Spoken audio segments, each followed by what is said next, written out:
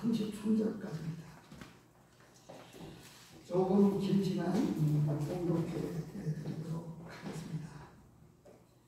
그런즉 우리가 무슨 말을 하리요? 하나님께 불의가 있느냐? 그럴 수 없느니라.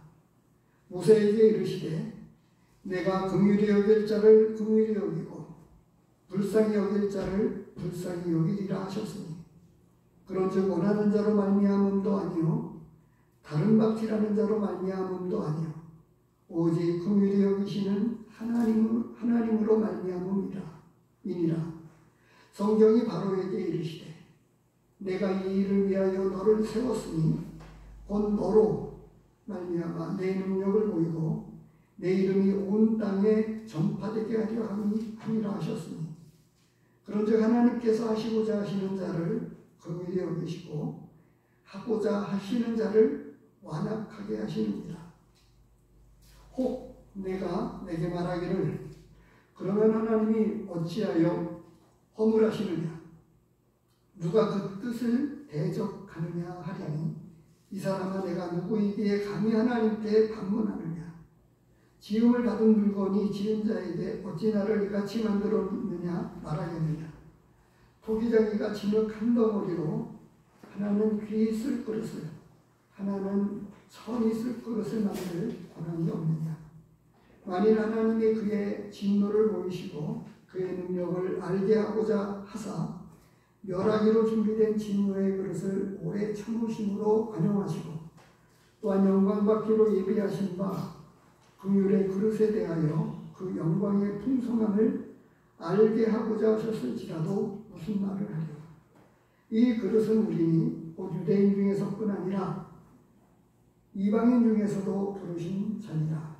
호세아에 그래도 이르기를 내가 내 백성 아닌 자를 내 백성이라 사랑하지 아니한 자를 사랑한 자라 부르리라. 너희는 내 백성이 아니라 한 그곳에서 그들이 살아계신 하나님의 아들이라 일컬음을 받으리라 함과 같으리라. 또 이사야가 이스라엘 자손에 관하여 외치되 이스라엘 자손들의 수가 비록 바다의 모래 같을지라도 남은 자만 구원을 받으리니 주께서 땅 위에서 그 말씀을 이루고 속히 시행하시리라 하셨느니라. 또한 이사야가 미리 말한 바 만일 만군의 주께서 우리에게 씨를 남겨주지 아니하셨더라면 우리가 소돔과 같이 되고 고모라와 같았으리로다 함과 같으니라. 그런즉 우리가 무슨 말을 하며 의를 따르지 아니한 이방인들이 의를 얻었으니 곧 믿음에서 난 의요 의의 법을 따라간 이스라엘은 율법에 이르지 못하였으니 어찌 그러하냐? 이는 그들이 믿음을 의지하지 않고 행위를 의지함이라 부딪힐 돌에 부딪혔느니라. 기록된 바 보라 내가 걸림돌과 거치는 바위를 시온에 두노니 그를 믿는 자는 부끄러움을 당하지 아니하리라 함과 같으니라. 오늘 본문을 가지고 하나님은 자신의 뜻대로 행하십니다. 하나님은 자신의 뜻대로 행하십니다. 라는 제목으로 오늘 이 말씀을 같이 나누겠습니다. 자, 오늘도 이 중심 구절 어느 구절로 보면 좋겠습니까? 어느 구절이 핵심 구절이 될까요?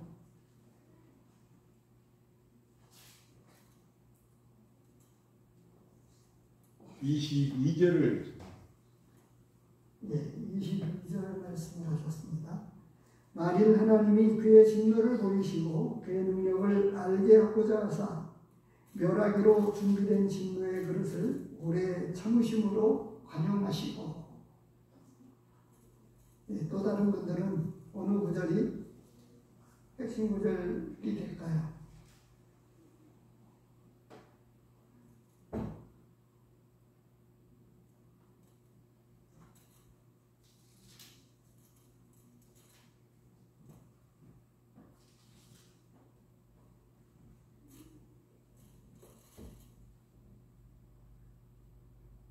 어느 구절이 핵심 구절입니까?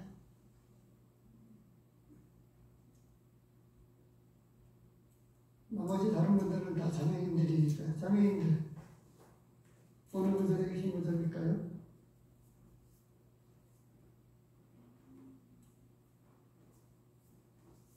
33절. 예? 33절. 33절. 네, 좋습니다.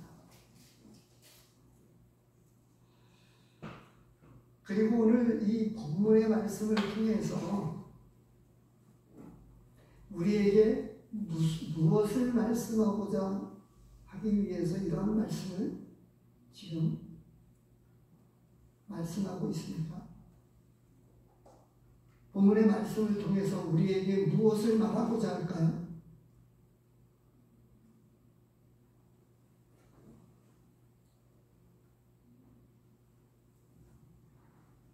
늘 우리는 여기에 초점을 맞춰야 합니다.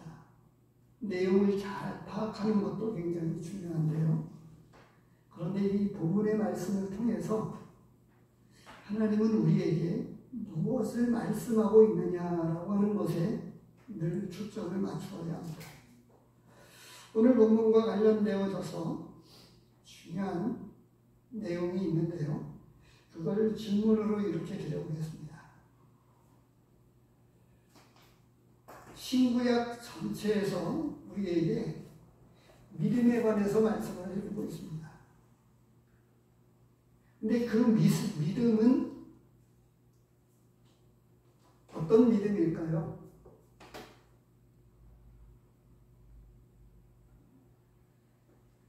믿음에 대해서 신구약은 우리에게 무엇을 말씀해 주고 있을까요?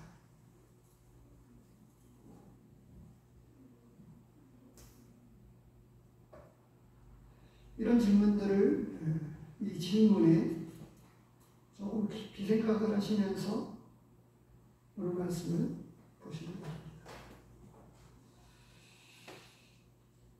9장에서부터 이제 복음과 관련된 충분한 많은 말씀들을 말씀해 오셨습니다.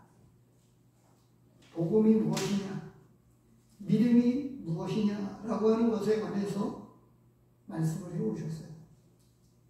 그러면서 이제 9장에서부터 10장에 이어서까지 무슨 말씀이냐라고 하냐면 자기 동족 이스라엘 백성들이 정말 하나님께 돌아와서 그토록 말씀하시기를 원하시는 구원과 복음, 구약 성경에는 이 복음이라고 말씀을 하고 있지는 않지만 이 믿음에 관해서 그렇게 말씀을 하시면서 그 이스라엘 백성들이 그토록 믿음에 대해서 알고 있고 믿고 있다고 이야기를 하고 있지만 오히려 믿지 않고 있음에 대해서 안타까워하면서 사도 바울은 자신이 앞장에서 다룬, 요 앞부분에서 다룬 내용입니다만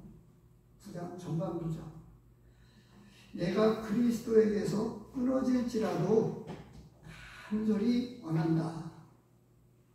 이렇게 말씀을 하시면서 이제 이스라엘 백성들에 관한 이야기를 중심으로 다루고 있습니다.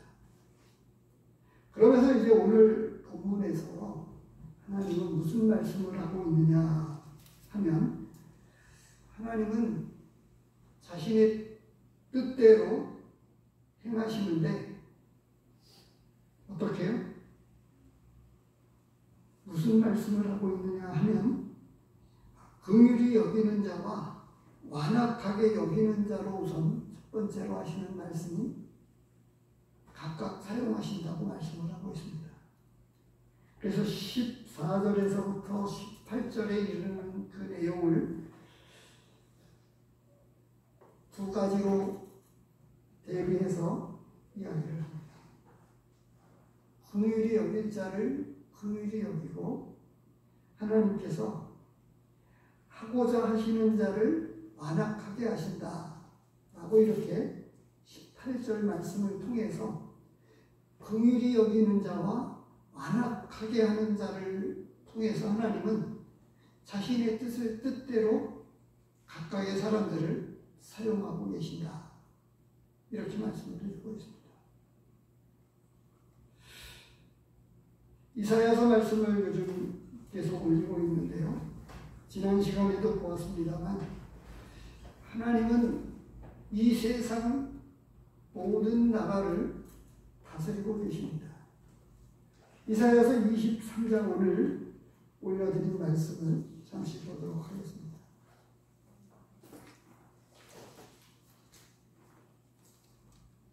네.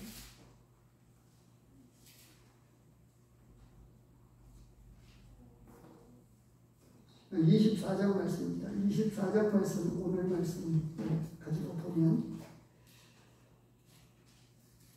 13절까지의 24장 1절에서 13절까지의 말씀을 보면 여기 세계라고 하는 세계 민족 중에 이런 말씀을 말씀하고 있고, 그 세상이라고 하는 단어를 쓰지 않고 있지만 그런 맥락에서 정확한 단어는 세상 백성 중에, 세계 민족 중에 이렇게 말씀을 하고 있는 것을 보게 됩니다.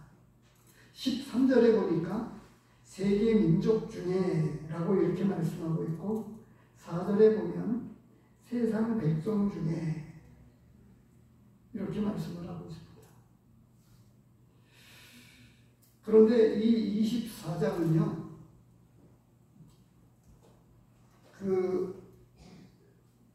이사야 선지자가 전하는 묵시록이다라고 하는 말씀을 24장에서부터 27장에 이르는 말씀을 그렇게 표현하기도 합니다. 왜냐하면 24장 요 앞부분에서는 무슨 내용을 말씀을 하느냐 하면 아시리아나 이런 그 각각의 민족과 나라들을 심판에 대한 말씀을 하시는데, 24장에서는 지칭하고 있는 특정한 나라와 민족을 언급하지 않고 있어요. 그러면서 하나님이 심판하신다라고 하는 말씀이 핵심적인 내용으로 증거되고 있습니다. 그런데 그 심판하게 되는 이유를 5절 말씀을 가지고 이야기하고 있어요. 5절 말씀. 24장 5절에 보면 땅이 또한 그 주민 아래서 더럽게 되었으니 이는 그들이 율법을 범하며 율례를 어기며 영원한 언약을 깨뜨렸습니다.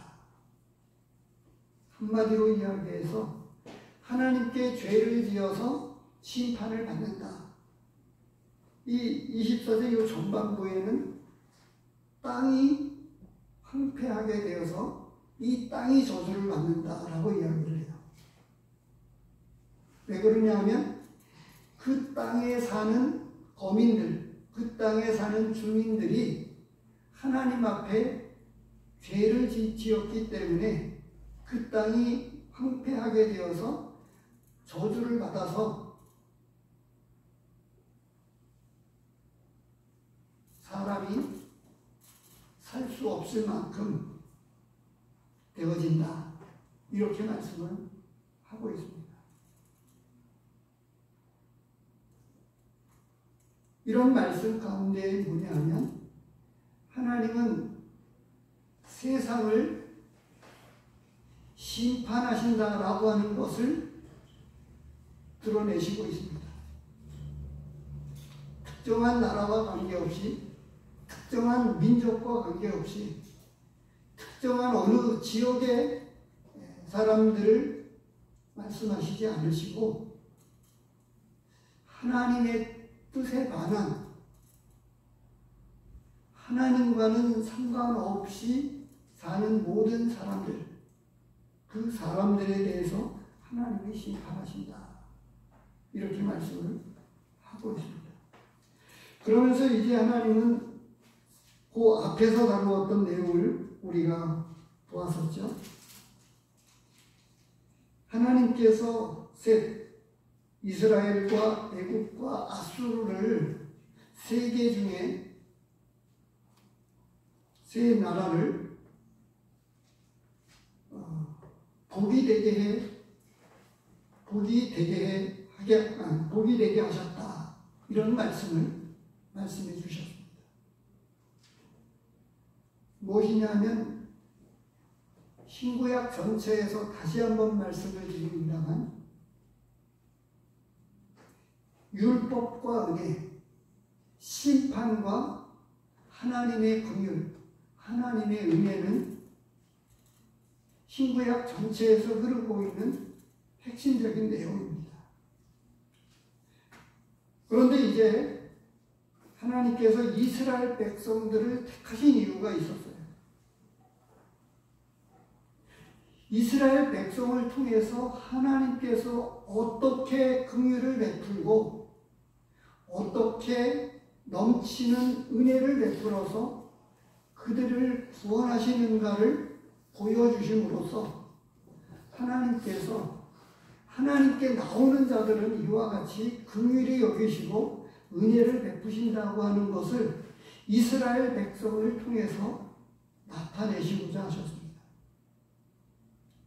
그런데 이제 오늘 전반부 첫 번째로 하시는 말씀이 하나님이 긍휼히 여길 자를 긍휼히 여기고 또 완악하게 하는 자를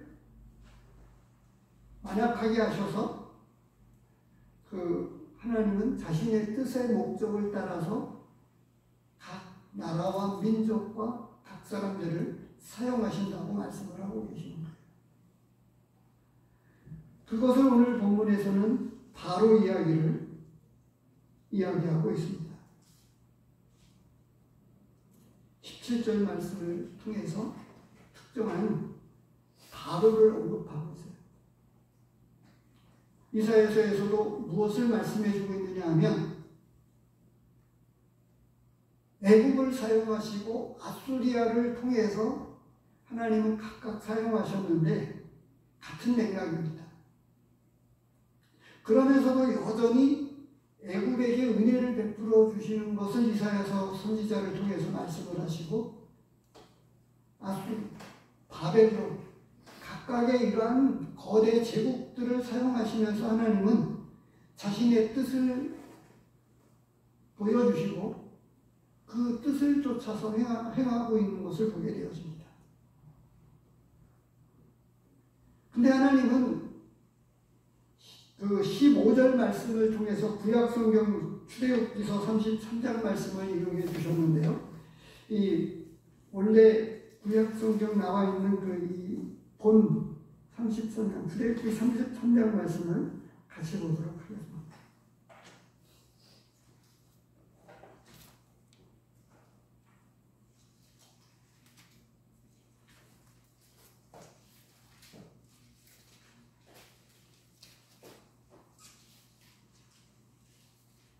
(19절) 말씀을 인용하셨습니다.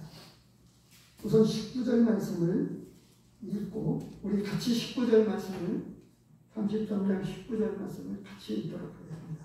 시작. 여호와께서 이르시되 내가 내 모든 선한 것을 내 앞으로 지나가게 하고 여호와의 이름을 내 앞에 선포하리라. 나는 은혜 베풀 자에게 은혜를 베풀고 긍휼히 여길 자에게 긍휼을 베푸느니라.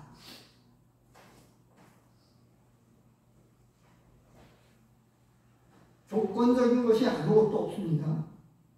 그리고 같은 말씀을 반복해서 하고 있는 거예요. 은혜 베풀 자에게 은혜를 베풀고 긍휼히 여길 자에게 긍휼을 베푸신다. 이 말씀은 정말 은혜를 베풀기를 원하고 긍휼히 여기기를 원하고 계신다라고 하는 것을 말씀해 주고 있습니다. 그런데 문제는 이렇게 긍휼히 여기기를 원하고 은혜를 베풀기를 원하시는데 문제는 사람들이 하나님 앞에 나오지 않는다고 하는 거예요.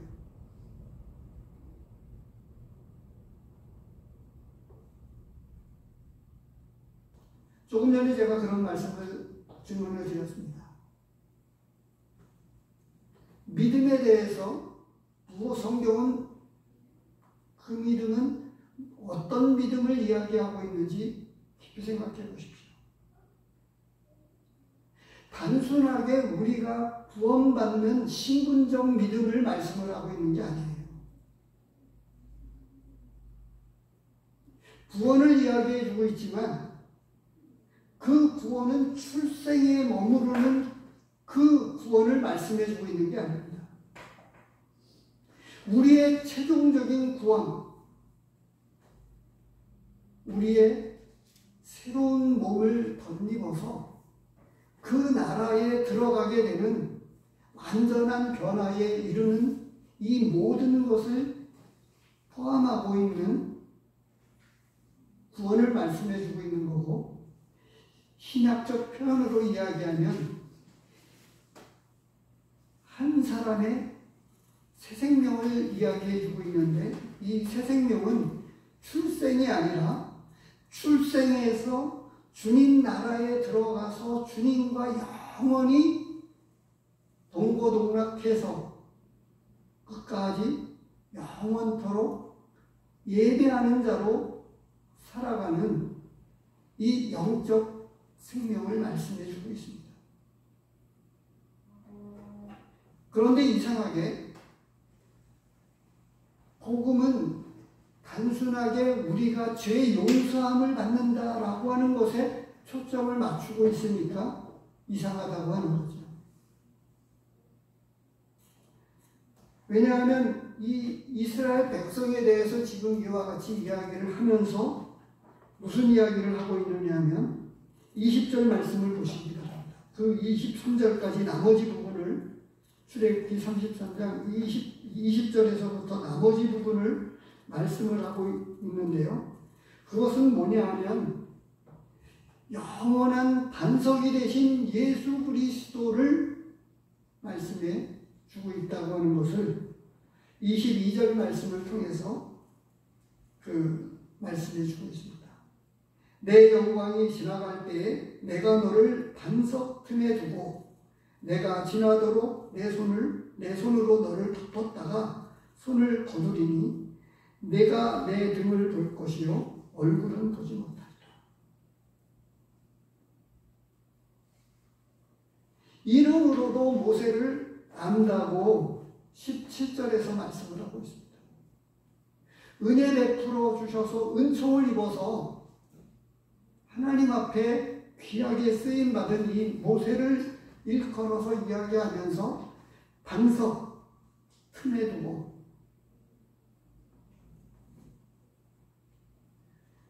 반석 위에 서는 그 사람, 여기에 이 반석은 단순하게 신분적인 의미를 이야기하고 있는 게 아니에요. 전체를 이야기하고 있는 거예요. 우리의 영적 생명을 이야기해 주고 있는 것입니다. 결론적인 부분과 연관되어져서 조금 더 말씀을 드리면 우리의 믿음이 성장하기 위해서는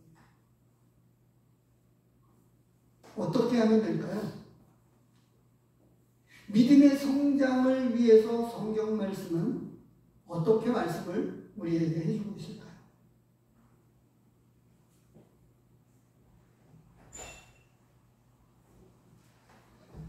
오늘 본문에서 그러한 말씀 가운데 이야기해주고 있는 이것 가운데 무슨 말씀을 하고 있느냐 하면요, 이스라엘 백성들이 그토록 구원받기를 원하는데 문제는 택함을 받은 이스라엘 백성들이 버려졌다고 하는 거예요. 우선 결론으로 먼저 접근을 해서 말씀을 드리는 것입니다.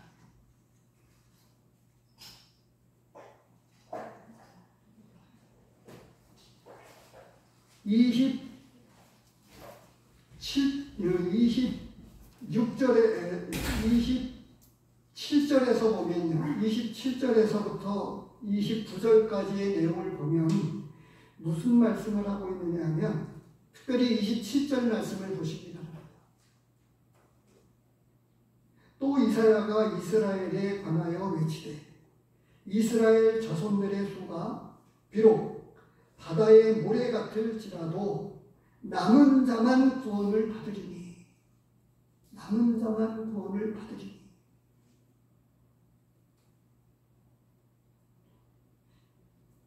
복음서에서도 그 말씀이 있죠. 좁은 길로 들어가라. 멸망으로 인도하는 길은 넓고 크다. 이렇게 말씀해 주고 있습니다. 이스라엘 백성들이 모래와 같이 많을지라도 또 다른 히브리서나 다른 말씀들을 보면 하나님은 다수를 기뻐하지 않으셨다. 그게 이스라엘 백성일지라도. 그래서 한마디로 이야기하면 진짜 믿음이 있는 소수만 하나님은 기뻐하셨고 그들을 구원하셨다라고 말씀을 하고 있는 거예요.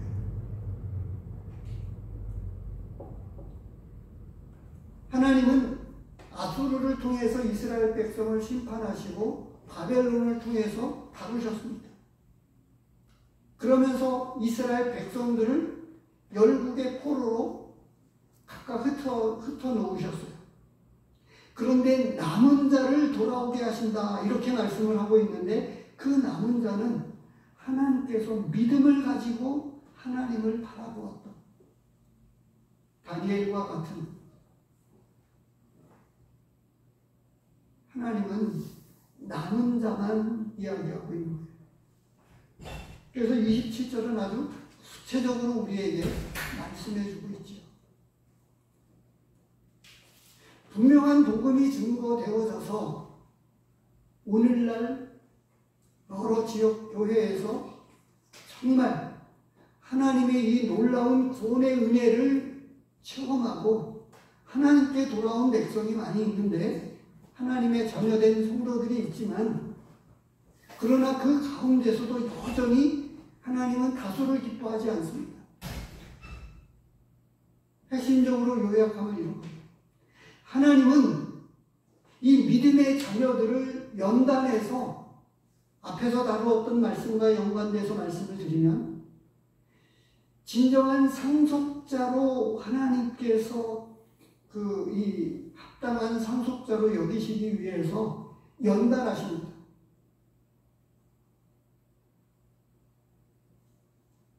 그렇지 않으면 하나님은 그 믿음이 있는 사람들을 계속 연단하셔서 믿음이 성숙되어져 가도록 자라게 하십니다. 그래서 언제나 성도들이 많아도 또 적어도 적거나 많거나 상관이 없이 믿음으로 하나님을 섬기고 믿음으로 주님 앞에 나오고 믿음을 가지고 하나님을 바라보는 그 믿음의 사람들을 언제나 기뻐하신다고 하는 것을 말씀해 주고 있어요.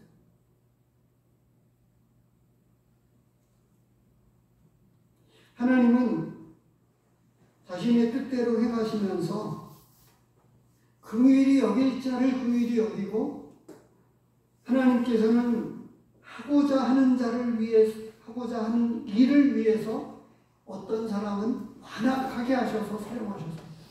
바로를 들어서 말씀을 하고 계시죠. 그래서 이것은 자신의 의지와 상관이 없이 자신의 뜻과 상관없이 16절 말씀을 가지고 말씀을 하십니다. 그런즉 원하는 자로 말미암음도 아니요 다른 박지라는 자로 말미암음도 아니요 오직 긍휼히 여기시는 하나님으로 말미암음이니.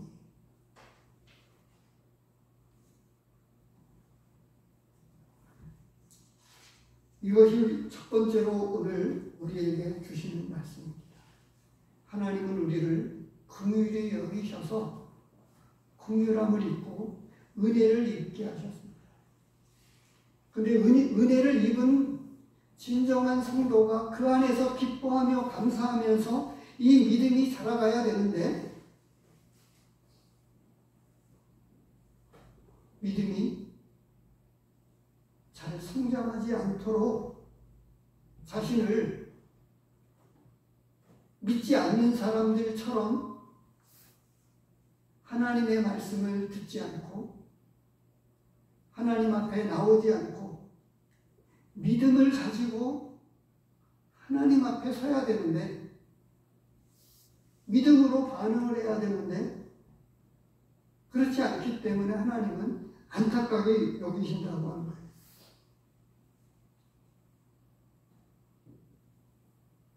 잠언 16장 4절에는 이런 말씀이 있습니다. 여호와께서 온갖 것을 그 쓰임에 적당하게 지으셨나니 악인도 악한 날에 적당하게 하셨느니라. 그리고 잠언 17장 11절에는 또 이렇게 기록이 되고 있습니다. 악한 자는 반역만 힘쓰나니 그러므로 그에게 잔인한 사자가 보냄을 받으리라. 하나님 앞에 굳고 말씀을 드리려 하지 아니하고 말씀 앞에 나오지 아니하고 하나님을 바라보지 않으려 한다고 하면 어떻게 해야 될까요? 그래서 언제나 복 있는 사람은 귀하로 말씀을 묵상하는 사람이 복이 있다고, 복 있는 사람에 대해서 시편 1편은 우리에게 늘 감동을 줍니다. 그래서 시편 1편이 단순하게 구원받은 사람을 이야기하고 있지 않아요. 진행형입니다. 주야로 날마다 말씀을 묵상하고 하나님을 가까이 모시고 섬기는 이 믿음의 사람들을 일컫는 것이지, 단순하게 구원받은 성도들을 말씀하고 있지 않다고 하는 것을 기억해야 합니다. 하나님은 이 토기장의 비유를 통해서 하나님은 긍휼히 여길 자를 긍휼히 여기고 하고자 하시는 자를 통해서 완악하게도 사용하신다고 말씀을 하시면서 더 구체적으로 말씀을 합니다. 하나는 귀 쓸 그릇을, 하나는 천이 쓸 그릇으로 각각의 용도에 맞게끔 하나님은 그 그릇대로 사용을 하고 계신다고 하는 것을 말씀하고 있습니다. 그런데 언제나 모든 사람이 구원함을 받으며 진리를 아는 데 이르기를 원하시는 하나님께서 모든 진정한 이 예수 그리스도를 영접한 믿음의 하나님의 자녀들이 이 믿음이 자라고 성숙되기를 원하는데 고집 부리고 말씀을 안 듣게 되면 어떻게 될까요? 둘 중에 하나입니다. 하나님은 다루셔서, 철저하게 다루셔서 그를 새롭게 빚으십니다. 징계하시고 인생 채찍질을 통해서 연단하십니다. 근데 보십시오. 욥과 같은 사람도 하나님은 연단하시고 빚으셨습니다. 다윗만 해도 어떻습니까? 나중에 범죄를 했습니다만 하나님은 얼마나 그 쓰시고자 하는 일을 위해서 왕으로 기름 부음을 받고 나서 얼마만큼 훈련을 받고 혹독한 시간을 거쳐서 진정한 이스라엘 왕으로 등극하게 되었는지를 생각해 보게 되면 하나님은 쓰임에 맞게끔 연단하시고 그 그릇대로 하나님은 사용하시는 것을 말씀해 주고 있습니다. 그래서 이 두 번째로 말씀하시는 것 가운데에서 진노의 그릇, 긍휼의 그릇으로 사용하시는데, 진짜 우리는 긍휼의 그릇으로 사용을 해서도 그 안에서도 더 귀하게 쓰임을 받거나 아니면 한쪽 귀퉁이에서 적당히 자리만 지키는, 그래서 성경은 부끄러운 구원을 우리에게 말씀해 주고 있기도 합니다. 끝으로 우리에게 하시는 말씀이 뭐냐 하면, 조금 전에 결론적인 말씀을 드렸습니다만, 이스라엘 백성에 관한 이야기를 사도 바울이 끄집어내면서 무슨 이야기냐?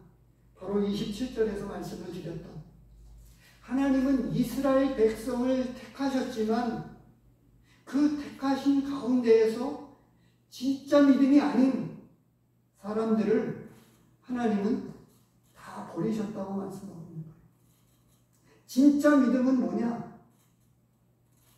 앞에서 다루었던 내용입니다만, 이면적 유대인이 진짜 유대인이다. 표면적인 유대인이 유대인이 아니고 진짜 이면적 유대인이 진짜 유대인이다. 오늘날에도 그렇습니다. 잘은 모르겠습니다만 진짜 믿음의 사람은 언제나 믿음으로 반응하고 믿음으로 살아간다고 하는 것을 신구약 전체에서 말씀해 주고 있어요.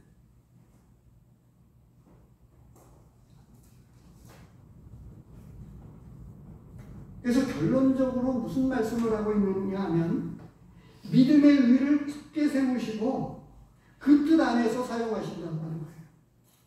거기에서 벗어나면 하나님은 버리시고 언제나 이 믿음의 법칙을 따라서 사용하신다고 하는 것을 30절에서부터 33절 말씀을 말씀해 주고 있어요. 이스라엘을 빗대어서 이야기합니다. 어떻게 이야기하죠? 그런즉 우리가 무슨 말을 하리요? 의를 따르지 아니한 이방인들이 의를 얻었으니 곧 믿음에서 난 의로. 31절에 의의 법을 따라간 이스라엘은 율법에 이르지 못하였으니 어찌 그러하냐? 이는 그들이 믿음을 의지하지 않고 행위를 의지하느라 부딪힐 돌에 부딪혔느니라. 그래서 어떤 사람은 반석이신 예수 그리스도를 통해서 구원받고, 어떤 사람은 이 반석이신 그리스도 때문에 넘어지고 망하게 되었다고 하는 것을 말씀해 주고 있는 거예요. 가나안 땅에 들어간 이가 얼마나 적었습니까?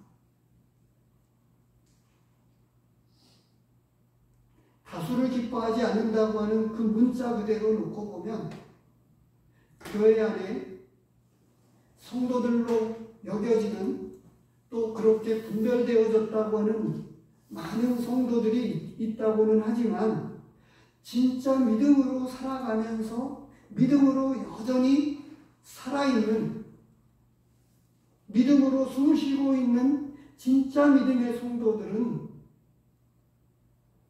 언제나 이스라엘 백성들 가운데에 남은 자를 말씀해 주시는 것과 같이 소수라고 말씀하고 있습니다.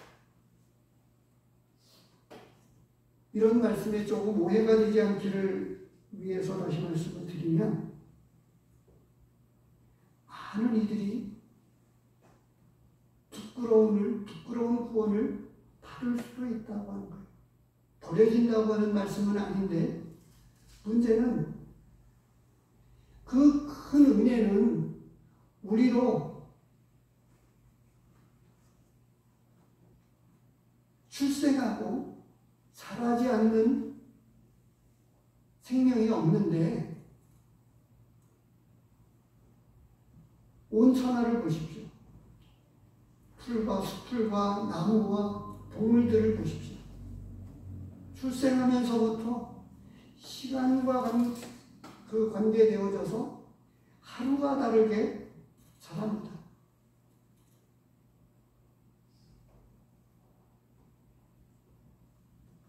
근데 이 말씀을 통해서 분명하게 이야기해 주고 있는 것은, 믿음을 통해서 하나님은 역사하신다고 하는 거예요.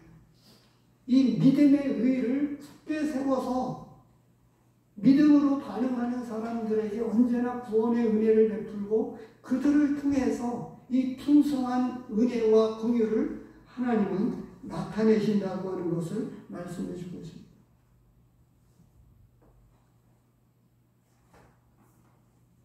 언제나 이 앞에서 다루었던 내용을 또 다른 측면에서 언급을 하면 약속의 자녀가 진짜 자녀다 라고 말씀을 하고 있는데, 이 약속의 자녀는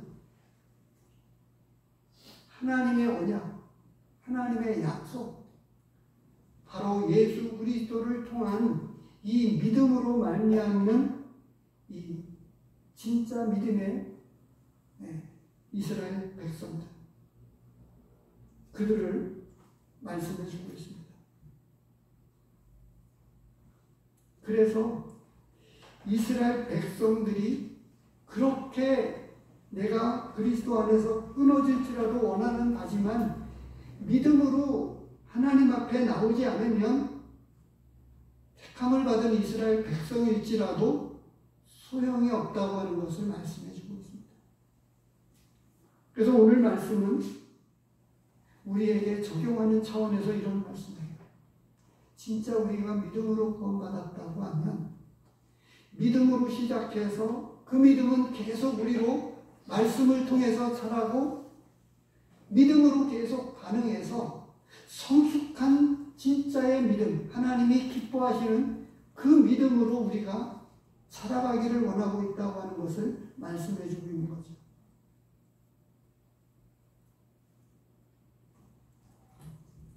이걸 다 말씀을 하고 난 다음에 11장까지도 그 남은 자에 관해서 이야기를 하고 있는 거예요.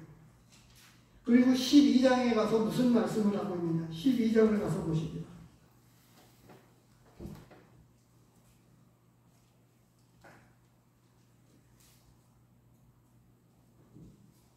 우리가 잘 아는 1, 2절 말씀, 예배에 관한 이야기죠.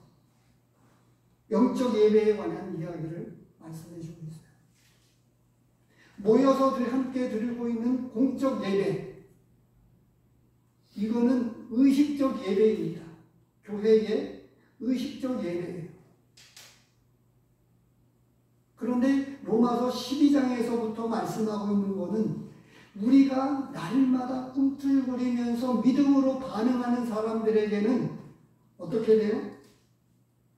이 세대를 본받지 않으면서 늘 영적인 삶을 추구하면서 영적 예배를 드리기를 원하고, 또 이 영적 예배를 드리는 매일의 삶 가운데서 살아간다라고 하는 것을 말씀해 주고 있다고 하는 거예요. 단순한 어떤 영적 교리들에 관해서 신령한 것들을 이야기하고 있는 게 아니라 진짜의 믿음을 가지고 있는 사람들이 영적 예배를 드리기를 간절히 사모하면서 영적인 삶을 추구하고 영적인 가치를 위해서 남은 생애를 살아간다라고 말씀을 하고 있는 것입니다.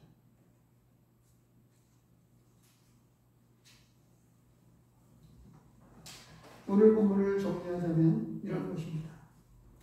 하나님은 자신의 뜻대로 행하시는데 그 첫 번째로 긍휼히 여기는 자와 완악하게 여기는 자로 각각 그 하나님은 목적을 가지고 각 사람을 사용하십니다. 그래서 하나님은 토기장의 비유를 통해서 두 번째로 하시는 말씀은 귀하게 쓰는 그릇으로 천하게 쓰는 그릇으로, 그리고 악한 자를 악한 날에 적당하게 사용하시기 위해서 하나님은 아수르도 바로도 하나님은 사용하십니다. 그리고 이 결론적으로 하나님은 믿음의 의를 굳게 세우시고 약속의 자녀들에게만, 남은 자에게만 하나님은 뜻을 주시고 계신다라고 말씀을 하고 있는 거예요. 믿음으로 살아가기를 원하고 영적인 삶을 추구해 가면서 영적으로 날마다 하나님이 기뻐하시는 일을 위해서, 제가 12장 말씀을 이루었죠.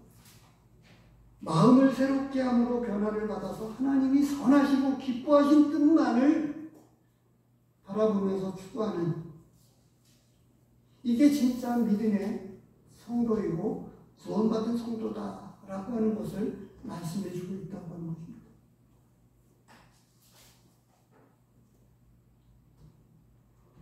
그래서 우리가 알고 있는 진짜의 복음은 무기력하게 이름뿐인 신분만 가지고 있는 그런 성도가 아니라 날마다 기뻐하면서 감사하면서 하나님을 얼마나 기쁘시게 할까, 이 영적 가치를 위해서 남은 생애를 불태우는 이런 믿음의 사람들, 하나님은 기뻐하고 계십니다. 그런 이스라엘 백성들로 이야기하면 남은 자, 그리고 약속의 자녀라고 표현되고 있는 그런 교회 중에서도 우리는 특별히 하나님 앞에 귀하게 쓰임받는 그런 믿음의 사람들이 되어서 하나님이 기뻐하시는 사람들로 하나님 앞에 세워지기를 원합니다. 기도하겠습니다.